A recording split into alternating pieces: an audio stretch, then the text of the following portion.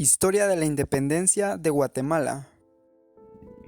No cualquiera celebra 200 años de vida, y menos cualquiera lo celebra a pesar de ser un completo fracaso. Pero nosotros sí.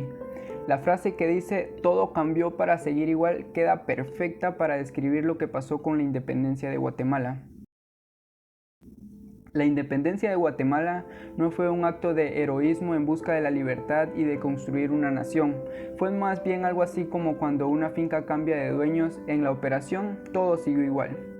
Pero a partir de 1821 los dueños de la finca dejaron de ser los españoles y empezaron a ser otros, que en muchos casos siguen siéndolo hasta hoy en día.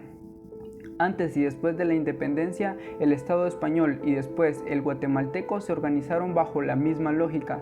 Los indígenas fueron los explotados y los no indígenas, en este caso algunos españoles, pero sobre todo los criollos, fueron los privilegiados. Es decir, todo cambió para seguir igual.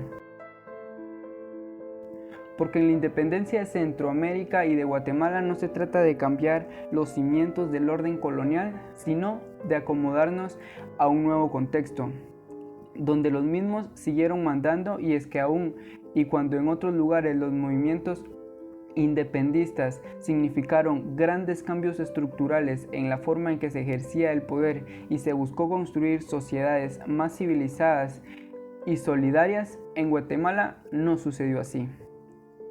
El racismo y la discriminación siguieron siendo los dos rasgos característicos del Estado guatemalteco, tal y como lo habían sido durante la conquista y durante la colonia.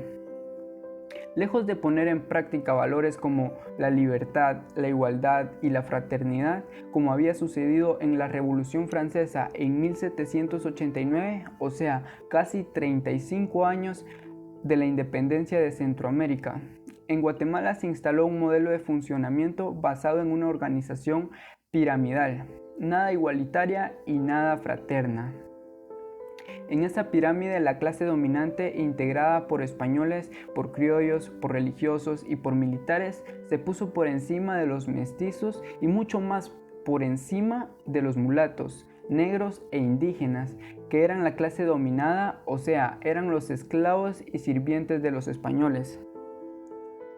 La gran diferencia entre la colonia y la independencia consistió básicamente en a quién se pagarían los impuestos, ya no a los reyes de España, pero sí a los criollos y a los pocos mestizos que accedieron al poder en la nueva organización y que fueron artífices de la independencia justamente con ese motivo.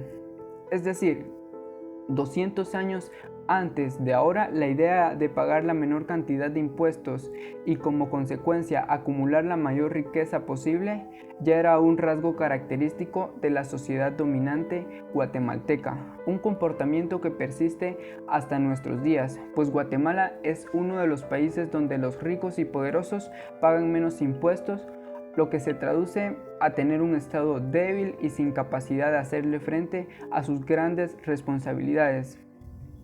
Sería muy bonito que en Guatemala las cosas fueran diferentes, pero mientras tanto, ¿de qué nos sirve festejar una mentira?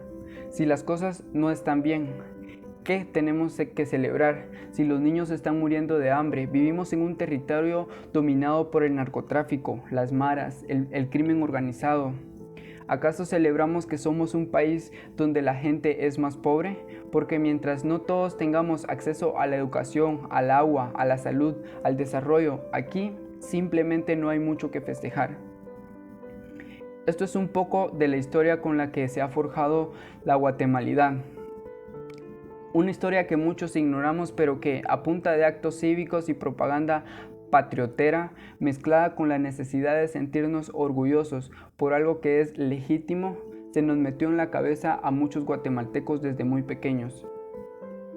Y todo esto no lo digo con el fin de menospreciar la independencia de Guatemala, sino con el fin de dar a conocer la realidad que ha vivido Guatemala y despertar la conciencia para no seguir ignorando lo sucedido, aprender de nuestros errores y llegar a la Guatemala que deseamos.